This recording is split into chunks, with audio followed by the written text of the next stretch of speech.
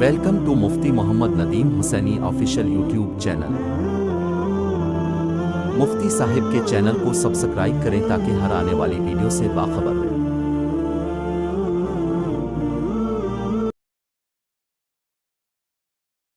تو میرے دوستوں، یہ جو رواج آج کل بنتا جا رہا ہے، بہت سی چیزیں دین کے اندر ایسی ہیں جو مرضی سے لوگوں نے داخل کرتی ہیں، جن کا دین سے دور تک کا تعلق نہیں۔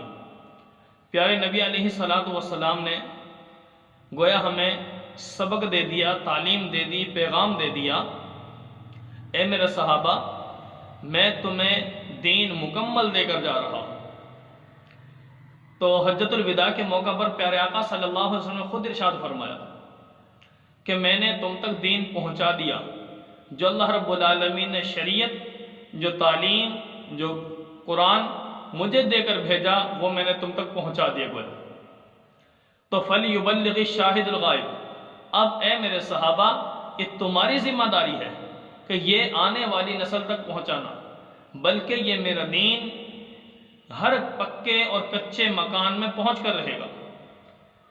تو بہرحال نبی علیہ الصلوۃ والسلام نے اپنے پیارے صحابہ رضوان اللہ علیہم اجمعین کو جب یہ قرآن پاک کی تعلیم دی، شریعت کی تعلیم دی، اللہ کا پیغام لا کر دے دیا، تو میرے دوستوں، نبی صلی اللہ علیہ وسلم نے گویا مکمل دین جو تھا اللہ نے بھیجا، وہ امت کو دے دیا۔ اور قرآن پاک کا فیصلہ ہے، اللہ رب العالمین نے صاف طور پر فرما دیا، الَّيَوْمَ أَكْمَلْتُ لَكُمْ دِينَكُمْ وَأَتْمَمْتُ عَلَيْكُمْ نِعْمَتِي وَرَضِيتُ لَكُمُ الْإِسْلَامَ دِينًا۔ نبی علیہ الصلوۃ والسلام نے ارشاد فرمایا، بلکہ قرآن پاک کے اندر اللہ رب العالمین کا فرمان ہے کہ اے میرے محبوب صلی اللہ علیہ وسلم، آج کے دن میں نے اپنا دین تم تک پہنچا دیا، مکمل کر دیا۔ اب اس دین کے اندر نہ کسی چیز کو نکالا جائے گا، نہ کسی چیز کو اس میں داخل کیا جائے گا۔ تو بہرحال کیا فرمایا، الَّيَوْمَ أَكْمَلْتُ لَكُمْ، میں نے دین کو مکمل بلکہ اکمل کر دیا۔ ایک ہوتا ہے مکمل اور ایک ہوتا ہے اکمل۔ مکمل کا معنی ویسے کسی چیز کو بھر دینا، اور اکمل کا معنی اتنا بھر دینا، اس طور پر اس کو بند کر دینا، مکمل کر دینا کہ اس میں کسی چیز کے اور داخل ہونے کی جگہ باقی نہ رہے۔ تو اس لیے نبی علیہ الصلوۃ والسلام کا دین گویا مکمل ہے، مکمل کے بجائے اکمل ہے۔ تو پتہ یہ چلا کہ جب قرآن پاک، حدیث رسول صلی اللہ علیہ وسلم اور صحابہ کے اقوال، صحابہ کی زندگی، صحابہ کا طور طریق، پیغمبر صلی اللہ علیہ وسلم کی پیاری سنتیں اگر ہمارے پاس موجود ہیں، تو ان کے علاوہ ان کو چھوڑ کر نئی چیزوں کی طرف ہم قدم بڑھائیں گے تو میرے دوستوں، نبی علیہ الصلوۃ والسلام کے اس دین میں یہ اضافے کے مترادف ہوگا۔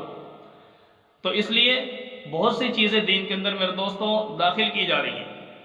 اور نبی علیہ الصلوۃ والسلام سے صحابہ نے پوچھا بھی تھا کہ پیارے پیغمبر صلی اللہ علیہ وسلم، آپ کے جانے کے بعد ہمیں کوئی ایسا قانون، کوئی ضابطہ، کوئی اصول بتا دیجئے کہ ہم اس کے مطابق اپنے دین پر کاربند رہیں، اپنے دین پر مضبوطی سے جمے رہیں اور ہم اپنے دین سے ہٹ نہ سکیں۔ تو نبی علیہ الصلوۃ والسلام نے ارشاد فرمایا، ما انا علیہ و اصحابی، وہ جس راستے پر میں ہوں اور جس پر میرے صحابہ ہیں۔ اور ایک جگہ پر فرمایا، علیکم بسنتی وسنت الخلفاء الراشدین المہدیین عضوا علیہا بالنواجذ۔ پیارے آقا علیہ الصلوۃ والسلام نے ارشاد فرمایا، اے میرے صحابہ، ایسے وقت میں کہ جب ہر طرف دین عام ہو چکا ہوگا اور مرضی سے لوگ عمل کر رہے ہوں گے، نئی نئی باتیں دین کے اندر گویا داخل کی جا رہی ہوں گی، تو ایسے وقت میں ان لوگوں کی باتوں کو چھوڑ کر تم پر میرا طریقہ اور میرے صحابہ کا طریقہ لازم ہے، میری سنت اور میرے صحابہ کی سنت لازم ہے۔ جو کام بھی، جو مسئلہ تمہیں درپیش ہوگا، اس مسئلے کو قرآن پاک پر پیش کرو، حدیث پر پیش کرو، صحابہ کی زندگی پر پیش کرو، صحابہ کے زمانے میں پیش کرو۔ اگر تمہیں وہ مسئلہ، اس مسئلے کا حل قرآن میں، حدیث میں، صحابہ کے آثار میں، تابعین کے اندر، ان زمانوں میں اگر وہ مل جائے، اس کی نظیر، اس کی مثال مل جائے، تو سمجھ لینا کہ وہ بالکل ٹھیک ہے، اس پر عمل کر لیا جائے۔ لیکن اگر وہ مسئلہ ان 3 دوروں کے اندر نہ ہو، ان 3 زمانوں میں نہ ہو۔ تو میرے دوستوں، پیارے آقا علیہ السلام نے فرمایا کہ اس کے بعد کے جو زمانہ ہے اس زمانے کی میں گارنٹی نہیں دے رہا ہوں۔ کیوں؟ اس لیے کہ اس کے بعد فتنے کھڑے ہو جائیں گے۔ تو گویا صحابہ کا زمانہ اور تابعین کا زمانہ یہ گزرا، اس کے بعد نئے یہ فتنے اٹھ کھڑے ہوئے۔ اس وقت سے دین اسلام کے اندر یہ چیزیں پیدا کی جانے لگی۔ تو لہٰذا اگر ان زمانوں میں وہ ملتا ہے یا اس کی مثال، اس کی نظیر ملتی ہے تو وہ ٹھیک ہے، اس پر عمل کر لینا۔ اگر وہ نہیں ملتا تو پیارے پیغمبر صلی اللہ علیہ وسلم فرمایا کہ تم اسے چھوڑ دینا۔ اس لیے نبی علیہ السلام فرمایا کہ ایسا بندہ جس نے کوئی دین کے اندر نئی بات داخل کی، من احدث فی امرنا ھذا ما لیس منہ فہو رد، او کما قال رسول اللہ صلی اللہ علیہ وسلم، فرمایا ایسا مسئلہ، ایسی بات جو دین کے اندر کسی نے ایجاد کر دی جو کہ دین میں نہیں تھی، فرمایا کہ فہو رد، اسے چھوڑ دینا، وہ رد کی ہوئی ہے، وہ مردود ہے وہ بات۔ تو لہٰذا پتہ یہ چلا کہ نبی علیہ السلام کے زمانے کے اندر جو دین تھا، صحابہ کے زمانے میں جو دین تھا اور تابعین کے زمانے میں جو دین تھا، تو گویا صحیح دین، اصلی دین یہی ہے۔ اسی پر عمل کرنا میرے دوستوں پوری امت مسلمہ کے لیے لازم ہے۔ کوئی نئی قسم کی بدعات، نئی قسم کی رسومات جو دین میں مرضی کے مطابق داخل کی جا رہی ہیں، یہ دین نہیں ہے۔